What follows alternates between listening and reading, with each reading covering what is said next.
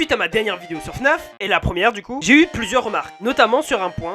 Non, pas ça. Voilà. De nombreuses personnes montrant leur amour pour certains jeux. Mais ça, j'y reviendrai dans des vidéos spéciales si vous êtes d'accord. Abonnez-vous et je serai. Des gens montrant leur amour pour des personnages que j'avais ouvertement craché dessus. Qui était bizarre car la vidéo était très bien reçue et beaucoup de personnes avaient la même pensée que moi à propos de la franchise FNAF. Sauf pour les personnages. Et du coup, je me suis dit, attends, j'ai des goûts de merde ou... Ah bah ouais. Du coup, aujourd'hui, je vais vous dévoiler les pires persos de Five Nights at Freddy's selon moi. Du moins au plus pire. Et on fera aussi une vidéo du coup similaire sur les meilleurs personnages de FNAF selon moi. Là aussi, vous allez être étonnés. Et c'est purement subjectif, hein. Il y aura du sang, des larmes. Si vous m'avez trouvé méchant sur la critique des Rockstar et Lefty, dites-vous qu'il y a pire. Beaucoup plus pire.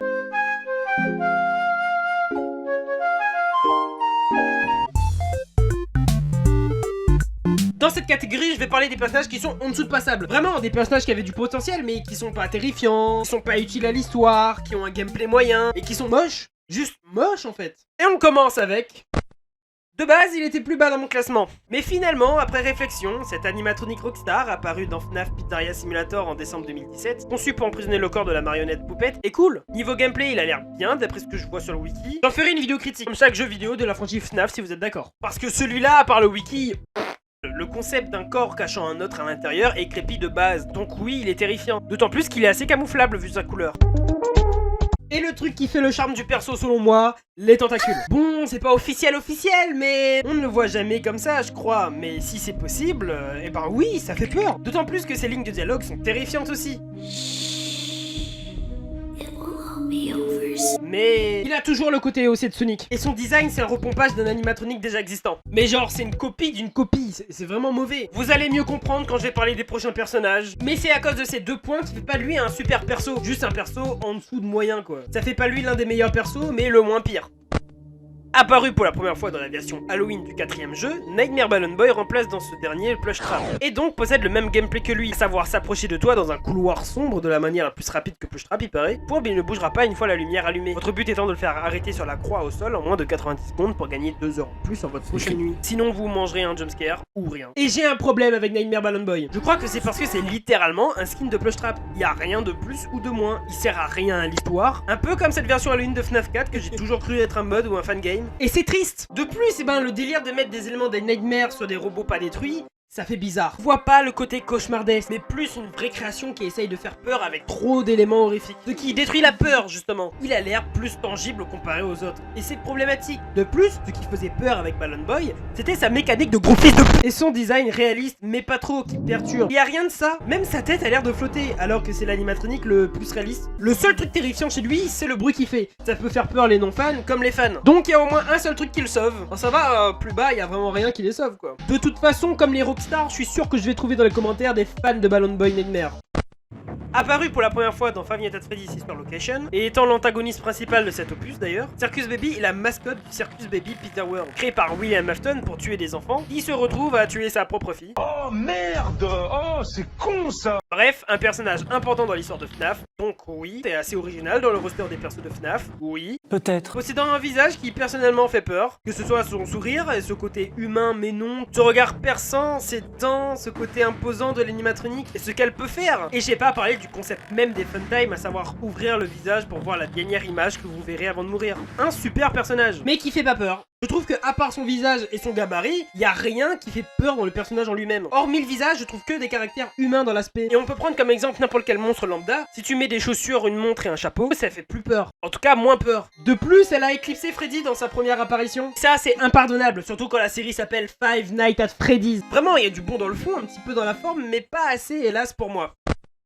Pour Funtime Freddy, voyez tout ce que j'ai dit pour Circus Baby et retirez tout le mal. Visage effrayant, que ce soit la bouche, son mécanisme, sa couleur, fait très Slenderman au loin. Il a l'air imposant, lourd et grand comme un Terminator qui est là que pour seule mission de tuer des enfants. Mention spéciale pour les haut-parleurs sur son torse qui peut faire penser au fait qu'il peut diffuser du son susceptible d'attirer les enfants dans des coins sombres pour mieux les tuer comme Siren Head. Donc ouais, crépi. Mais il est rose. Ça joue beaucoup. Bon ok, il est pas totalement rose comme certains personnages qu'on va parler un peu plus loin, mais il peut pas t'attraper. On parle d'un monstre tueur et tout, ok, mais globalement il a les mains prises. Comment tu peux avoir peur d'un truc qui n'a pas de main? Et oui, il possède sûrement le même mécanisme que Baby, vu qu'ils sont dans la même gamme, le même endroit, le même jeu, le même Renault Golf, le même père, le même tout ce que tu veux. Sauf qu'on l'a jamais vu utiliser son mécanisme, je crois. Quand on dit Funtime Freddy, on pense pas avec des bras mécaniques qui sortent du vide avec des scies. Et c'est pas aussi évident que les haut-parleurs sont son torse, donc non. Et même si oui, c'est un animatronique rose qui a une main. Quand on dit comme ça, c'est vrai qu'on comprend pourquoi il est pas ouf.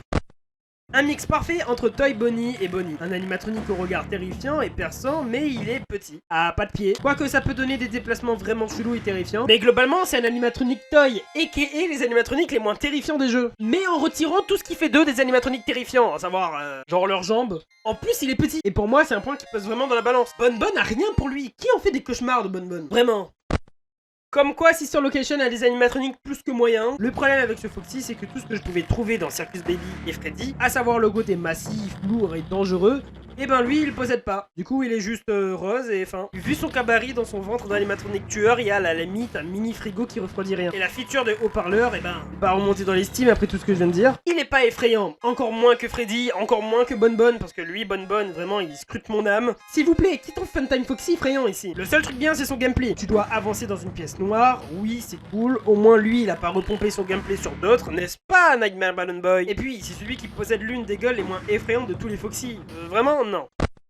Oui, tous les personnages qui vont avoir après celui-là, c'est des personnages qui sont techniquement pour moi pires. J'espère qu'il n'y a pas vos animatroniques préférés. Du coup, Mr. Kendo apparu pour la première fois dans Pizzeria Simulator est un tas d'objets achetables dans la boutique du jeu, avec un autre tas d'objets possédant chacun ses capacités pour aider le joueur à gagner. Appelé Trash and the Gang. Excusez-moi, j'ai pas joué au jeu, mais quand je vois ça, ça me donne pas trop envie en fait. Et du coup, Mr. Kondo, bah, il propose des trucs plutôt sympas. Un petit peu de mystère, genre, y'a quoi dans cette poubelle? Ça me perturbe et me terrorise. Il est d'une simplicité effrayante. Là où les autres sont plus dans le contact direct, genre, pour te faire peur, ils vont te foncer dessus. Lui, tu sens que la menace n'est pas totalement lui, mais ce qu'il abrite. Tout comme un Golden Freddy, par exemple, qui est techniquement juste un costume vide. Pourquoi t'as peur de ça? C'est ce qu'il peut faire qui fait peur, vu que rien, a priori, ne dit qu'il peut faire un truc. Vu que c'est un jeu d'horreur, donc, bah, t'es sur tes gardes. Un ballon qui flotte, ça peut vous rappeler des mauvais souvenirs. Phineas et Ferb. Les vrais savent. Il reste mauvais, mais moins pire que... On passe là aux personnages vraiment moches. Les pires personnages de FNAF. Ceux que quand je vois, je fais... Non. Non, juste non. Toujours avec les mêmes critères et les mêmes catégories qu'avant. Et là aussi, ça va diviser. Ça se voit que j'aime pas Sister Location, hein. Ballora est un animatronique Funtime Original, danseuse étoilée et... Non, j'arrive pas à continuer, elle est juste pas effrayante, je trouve. Genre, elle combine les points de Funtime Foxy et Circus Baby. Elle est fine et son apparence rappelle trop quelque chose d'humain. Je trouve plus l'animatronique belle et élégante que terrifiante et traumatisante. Il y a peut-être le visage qui peut faire un truc, parce qu'un visage humain qui peut s'ouvrir fait peur, hein, ne dis pas le contraire. Et puis justement, ce côté humain mais pas trop donne une sensation vraiment chelou et terrifiante. Mais moins longtemps que Baby, car comparé à Ballora, Baby est imposante et même fermé, son visage est... Pour un robot tueur, on dirait pas qu'elle est là pour tuer. Si elle reste dans cette position, c'est encore moins terrifiante. Funtime oblige, elle doit avoir un truc dans son ventre. Je sais pas, même le mini frigo de Foxy était mieux. Elle est pas importante dans l'histoire et elle est super sexualisée, genre même dans son caractère, elle joue les femmes fatales. Et ça fait pas peur du tout. Malgré son thème musical et son gameplay qui est vraiment cool, elle aurait pu être un excellent animatronique si on savait ce qu'elle faisait en fait une fois qu'elle capture les enfants. Parce que là, elle a un côté terrifiant, mais bah elle fait rien d'autre quoi. C'est juste un tas de métal qui, à la limite, peut te mordre. Et elle a même pas la rangée de dents la plus dangereuse de tout FNAF. Du coup, ouais, plutôt triste. Oui, Toy Bonnie est plus mauvais que Mr. Kendo, mais il faut pas se voiler la face. Hormis la nostalgie, le fait que c'est la première variante d'un animatronique que presque tout le monde considère comme leur préféré, le fait qu'il sort dans l'un des premiers jeux de la franchise, et l'un des meilleurs d'ailleurs, et le plus aimé aussi. Juste, prenez Toy Bonnie, dites-moi en quoi il fait peur. Il a rien de badant comme le premier, il a rien de traumatisant comme les autres, il est juste là, et plutôt mignon en vrai. Il est pas important dans l'histoire, c'est le personnage avec le gameplay de base de son jeu, genre même Ballora avait un petit truc en plus dans son gameplay. Il est lambda de fou et pas effrayant du tout. Faut mettre un petit peu la nostalgie de côté. Avouez les gens, c'est pas effrayant. La courbe de watch time elle est en train de descendre vu que je suis en train de shooter dans chaque personnage préféré de tout le monde, les uns après les autres. Mais en vrai, d'où Roxanne est terrifiante. C'est l'archétype de la yandere dans les animés. Elle est très humanisée, pas du tout imposante, émo très féminisée, genre il y a du vernis sur ses griffes quoi. En plus d'être une renarde, et qui est le truc que tout le monde aime dans FNAF, et même pas que dans FNAF d'ailleurs. Dites-moi ce que vous fait ressentir Roxanne. Pas la peur quoi. Le seul truc qu'elle peut faire c'est de courir après. Mais c'est juste le côté être pourchassé qui fait peur. Et pas le truc qui te pourchasse en soi. Genre comme les images là sur Garry's Mod. Et bah Roxanne c'est pareil. Vous pouvez aimer le perso hein, faites ce que vous voulez. Mais pour un perso de jeu d'horreur, il est où l'horreur? À part ce que fait les personnages sur elle sur internet. Et ben là, il y a vraiment plus personne sur la vidéo. Juste, quoi dire, il est imposant et il possède de nombreuses dents que j'ai pas envie d'approcher. Sinon, il coche tout ce que j'ai dit pour Roxane. Et pourquoi il est en dessous d'elle? Dans la liste, je veux dire. Et ben, comme Circus Baby Ballora, il est trop humanisé. Surtout avec ses lunettes et tout, là. Ça me perturbe, ça me fait pas peur. Et il a remplacé Bonnie. Mon cœur s'est toujours pas remis, oui. Et je crois que niveau histoire, il est genre inutile. Mais pour Security Breach, je m'avance pas, hein, j'ai pas joué au jeu. Et j'ai pas envie de me faire spoil pour savoir. Oui, Roxane est meilleure que Glamrock Freddy, parce que elle au moins, elle attaque avec son vernis sur ses griffes. Là, on parle d'un perso qui t'aide. Genre, il ne fait donc pas peur de base. Il est important pour l'histoire, j'imagine, il est stylé, il a un gameplay cool, mais il fait pas peur pour les points que je viens de citer, justement. Les personnages de Security Breach, j'ai plus envie d'être pote avec eux, ce qui est plutôt problématique quand c'est les antagonistes de jeux d'horreur. Donc ouais, Mr. Kondo est meilleur que tous les personnages de Five Nights at Freddy's Security Breach. Vous pouvez clipper ça, allez-y, mettez en short et tout. La pire personnage des Glamrock. Pour une seule raison, elle a l'air débile. De ce que je vois d'après les représentations des fans en tout cas. Et elle est pas menaçante avec son gabarit ni sa dentition. Si on met chaque Glamrock au fond d'un couloir sombre pour le constitue durant la nuit, c'est elle qui me fait le moins peur. Bon après, aucun ne fait vraiment peur hein. En quoi Glamrock Chica fait peur? Vraie question. J'espère vraiment que le jeu Security Breach possède une vraie ambiance, une très bonne histoire, parce que niveau personnage, y a rien. Alors, quoi dire? Il sert à rien. Genre dans l'histoire, en gameplay, vu qu'il sort d'un jeu de simulation, il est oubliable, mais genre, il a rien de terrifiant, c'est juste un animatronique de FNAF 1, mais sans l'ambiance et le lore qui faisait que les persos de FNAF 1 étaient terrifiants. Tellement rien à dire comment c'est lambda, il me laisse indifférent. Et même les Glamrock me faisaient pas cette sensation. Juste, ouais quoi, il est là, on dirait juste un personnage d'un mauvais fangame, il est de taille moyen, il a pas une dentition qui fait cauchemarder, pas sale et perturbant, il est juste un animatronique quoi. Pas terrifiant, oubliable, et qui est fan de lui? Même jeu, même problème, mais j'accroche un peu moins que Mr. Hippo, car il ressemble encore plus à rien, il a l'air de sortir d'un fangame bizarre. On dirait que je suis fatigué pour écrire mon script, mais juste, vous voulez que je dise quoi? Il est pas effrayant, regardez ça! Ça fait pas peur, pas besoin de débattre plus de 3 minutes. En plus, il est rose, c'est peut-être un argument qui me fait pas accrocher au personnage, je sais pas. Passons vite à autre chose.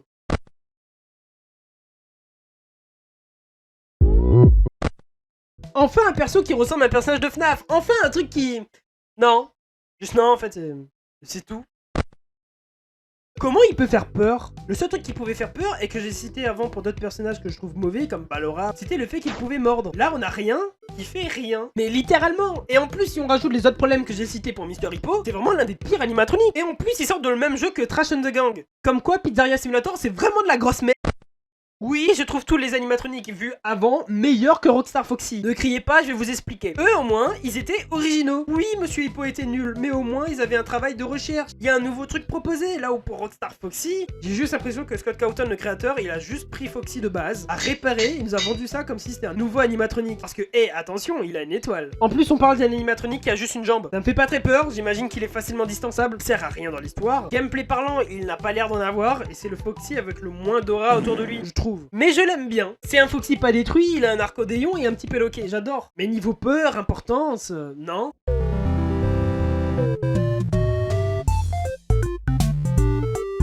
Ce dernier niveau, et j'ai vraiment l'impression d'être dans une vidéo iceberg dit comme ça, c'est vraiment les pires personnages de Five Nights at Freddy's. Ceux que je nie totalement qu'ils existent. Ceux que je peux pas accepter que les gens aiment ce truc. C'est la catégorie qui me fait détester FNAF aujourd'hui. Plus que Orville l'éléphant. C'est dire, la catégorie où je vais pas me retenir. Du coup, baissez un petit peu le volume.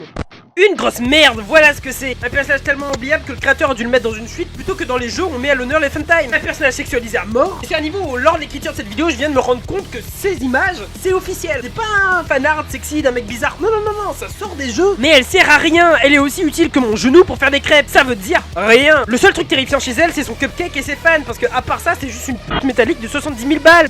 Qui a peur de ça en fait? Qui aime ça? Qui est le fan qui a dit au créateur qu'il manquait un variant de Balloon Boy là que je l'interne? Parce que les gars, on va pas se mentir, c'est nul, c'est moche, c'est genre une version toy d'une version toy. Non mais on met au même niveau que Nephiles The Dark là, ça sert à rien. Un peu comme le jeu d'où il sort, parce que je suis désolé les fans de FNAF World, mais vous êtes combien? 8? Je suis désolé, mais si je voulais voir un perso de Toy Story, j'aurais tapé Toy Story FNAF Fangame sur Google, faites pas Alors là, c'est encore plus une fraude que Didi. Parce que Didi, au moins, avait un thème, une personnalité, elle était un poteau. Même si bon, c'était plus Five Nights at Crèche du coin que Freddy. Et là, Didi, on parle juste d'un easter egg. Et pas un easter egg stylé, non, juste un Balloon Boy décoloré. Mais c'est de la...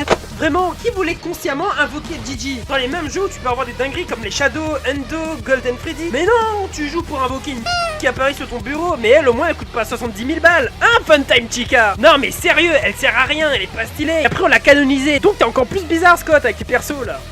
Ils ont repeint Bonbonne, sérieux? Il n'y a plus d'efforts, c'est scandaleux, mais à un niveau stratosphérique là. Vous savez quoi? Moi aussi je peux faire un animatronique, hein, regardez. Regardez, voilà, hein, applaudissez-moi, merci, c'est de la merde. Voilà ce que c'est pas effrayant.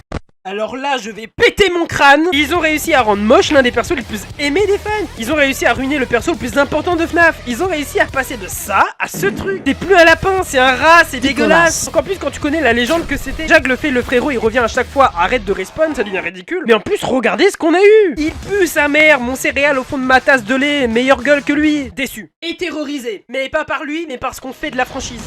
C'est plus FNAF là, mais FNAF Five Nights at Frontier mexicain. Mais qui a peur de ça à part Trump? Qui aime ça? Genre pour de vrai, parce que les gens qui l'aiment, et ils l'aiment juste parce qu'il est moche, un peu comme un sur leur dos dans Pokémon. Parce que ça, oui, je veux même pas le nommer, ouais. C'est quoi? C'est pourquoi? C'est comment? Imaginez-vous ma tête quand je replonge dans FNAF après 5 ans sans avoir touché à la licence et je vois ça.